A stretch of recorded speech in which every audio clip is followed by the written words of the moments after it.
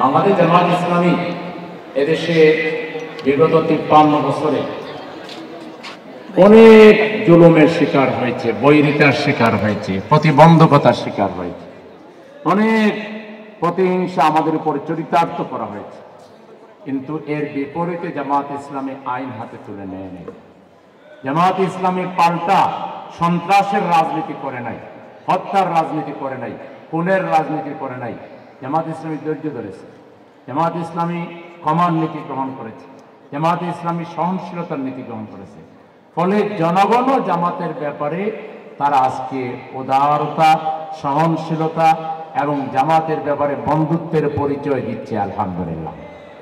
বাংলাদেশের রাজনীতিতে যারাই বাড়াবাড়ি করেছে, যারাই আল্লাহর বিরুদ্ধে, রসুলের বিরুদ্ধে, দ্বীনের বিরুদ্ধে, ইসলামের বিরুদ্ধে, দেশের বিরুদ্ধে গোপনে হোক প্রকাশ্য হোক ষড়যন্ত্র করেছে, তাদের ষড়যন্ত্রের জালে তারাই আটকা পড়েছে। এই আওয়ামী লীগ কত নাটক সাজাইল, স্বাধীনতা বিরোধী, রাজাকার, জঙ্গি, এইটা সেটা, কত কিছুর মাধ্যমে জামাত থেকে জনগণকে দূরে রাখবার জন্য হেন কোনো প্রচেষ্টা নাই, তারা চালায়নি। তারা কি সফল হয়েছে? এই ধরনের ভুল রাজনীতি যারা করবে, ভুল পথে যারা পরিচালিত হবে, শুধু আওয়ামী লীগ না, আগামী দিনে অন্য কোনো লীগও যদি এরকম ইসলামের ব্যাপারে যদি কেউ গোপনে কিংবা প্রকাশ্যে ভিন্ন চিন্তা ধারণ করেন, ইসলামপন্থীদেরকে যদি ঘৃণা করেন, রাজনৈতিক দলের চরিত্র গঠনের কোনো উদ্যোগ না নিয়ে, নেতাকর্মীদের চরিত্র গঠনের উদ্যোগ না নিয়ে খালি স্লোগান নির্ভর এবং কিছু দফা রফা দিয়ে জাতিকে যদি আমরা কেউ বিভ্রান্ত করতে চাই, এই জাতি কিন্তু আর বিভ্রান্ত হওয়ার সম্ভাবনা নাই। আমাদের সবাইকে কনস্ট্রাকটিভ রাজনীতি করতে হবে, গঠনমূলক রাজনীতি করতে হবে। বাংলাদেশ জামাত ইসলামী যে রাজনীতি করছে, এই রাজনীতি জামাত ইসলামীর চিন্তা প্রসূত কোনো রাজনীতি নয়। এটা মহান মাবুদ আমাদেরকে তার নবীর মাধ্যমে, তার কিতাবের মাধ্যমে যে ধরনের রাজনীতির কথা বলেছেন, যে ধরনের কাজের কথা বলেছেন, জামাত ইসলামী শুধু আল্লাহর নির্দেশ বাস্তবায়ন করার জন্য সেই রাজনীতি, সেই কাজই করে যাচ্ছে। জামাত ইসলামীর সমস্ত কাজ আপনারা দেখেন, সামষ্টিকভাবে, ব্যক্তিগতভাবে আমরা যাকে যা বলছি, কারো অকল্যাণের কথা, অমঙ্গলের কথা ব্যক্তিগতভাবে, পারিবারিকভাবে, সামাজিকভাবে, ধর্মীয়ভাবে, রাষ্ট্রীয়ভাবে জামাত কোনো অন্যায়ের কথা কাউকে বলে, কারো অকল্যাণের কথা বলে, এরকম একটা বিষয় জামাতের চরিত্রের মধ্যে নাই। জামাত ইসলামীর সার্বক্ষণিকভাবে কিভাবে মানুষের কল্যাণ করা যায়, উপকার করা যায়, সহযোগিতা করা যায়, একটা শিশু থেকে একজন বৃদ্ধ পর্যন্ত, প্রতিবেশী থেকে দূরের লোক পর্যন্ত সবাইকে জামাত ইসলামী কল্যাণের দিকে আহ্বান জানাচ্ছে। জামাত ইসলামী সমাজে কল্যাণের প্রচলন করছে। এই যে শীতবস্ত্র বিতরণ, এটা একটা কল্যাণধর্মী কাজ, মানুষের কষ্ট লাঘব করা। আল্লাহ বলেছেন, কুনতুম খায়রা উম্মাতিন উখরিজাত লিন-নাস, তোমরাই সর্বোত্তম জাতি, তোমাদেরকে মানুষের কল্যাণের সৃষ্টি করা হয়েছে। আমরা চাই আল্লাহর আইনের ভিত্তিতে অর্থনীতি চলবে, তাইলে অর্থনীতিতে আর সুদ থাকবে না, শোষণ থাকবে না।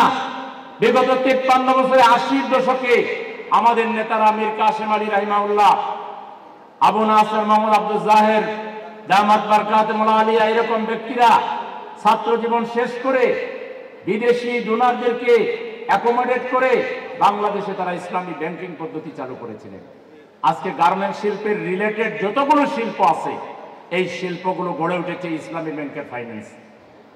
আজকে এই ইসলামী ব্যাংক মেডিকেল কলেজ করেছে, হাসপাতাল করেছে, মাদ্রাসা করেছে, গ্রামীণ অর্থনীতির উন্নয়নের জন্য বিরাট বিরাট প্রকল্প নিয়ে বাংলাদেশের অর্থনীতির যদি কিছুটা গতি, বাংলাদেশে যা প্রাইভেট সেক্টর হয়েছে তার বৃহদাংশ এই ইসলামী ব্যাংকিং পদ্ধতির মাধ্যমে, ইসলামী জনতার মাধ্যমে হয়েছে।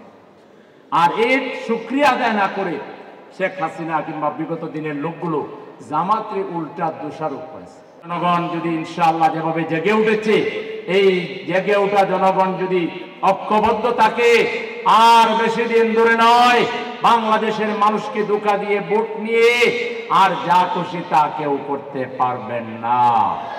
ডাক্তার শফিকুর রহমান সাহেবের নেতৃত্বে বাংলাদেশের জনগণ আজকে ঐক্যবদ্ধ। আপনাদের কাছে এটাই বলবো যে জামাত ইসলামী যেসব ভালো কাজ করছে আপনারাও সেই ভালো কাজে সামিল হন। এই দায়িত্ব আমরা পালন না করলে আমাদেরকে আল্লাহ তাআলা ধ্বংস করে দিবেন। ইন্নাল ইনসানা লাফি খুসর, মানুষ ক্ষতির মধ্যে নিমজ্জিত, শুধু তারা ছাড়া যারা ঈমান এনেছে, আমলে সালিহাত জারি রেখেছে, আর একে অন্যকে হকের উপদেশ দিচ্ছে এবং একে অন্যকে সবরের উপদেশ দেয়, শুধু তারা ছাড়া বাকিরা সবাই ধ্বংসের মধ্যে নিমজ্জিত। আমরা কি ধ্বংসের মধ্যে যেতে চাই? তাহলে আমাদেরকে আমলে সালিহাত জারি রাখতে হবে আর একে অন্যকে হকের উপদেশ দিতে হবে। আপনি আল্লাহকে বাদ দিয়ে কেন মানুষের তৈরি করা মতবাদকে ভালোবাসেন? দুনিয়ার স্বার্থ ছাড়া আর কিছু আছে? মানুষের তৈরি করা মতবাদ মানুষকে দলবাজ স্বার্থবাজ বানানো ছাড়া, মানুষকে পরোপকারী, মানুষকে দয়ালু, মানুষকে ভালো মানুষ হিসেবে তৈরি করেছে তার কোনো প্রমাণ আছে?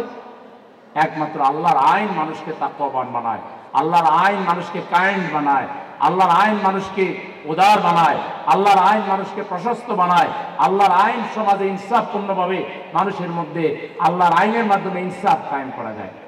সুতরাং একজন মুসলমান হিসেবে আমরা কেউই আল্লাহর আইনের বাইরে কোনো মানুষের মন গড়া আইনের পিছনে যাব না, কাজ করব না, কোনো মানুষের নামে আমরা স্লোগান দেব না। আমরা যদি স্লোগান দেই একমাত্র আমাদের আল্লাহর নামে স্লোগান দেব। নারে তাকবীর, নারে তাকবীর। এই আল্লাহু আকবারের জয়ধ্বনি দিয়ে শয়তানকে বাংলাদেশ থেকে আমরা বিদায় করে দেব ইনশাআল্লাহ।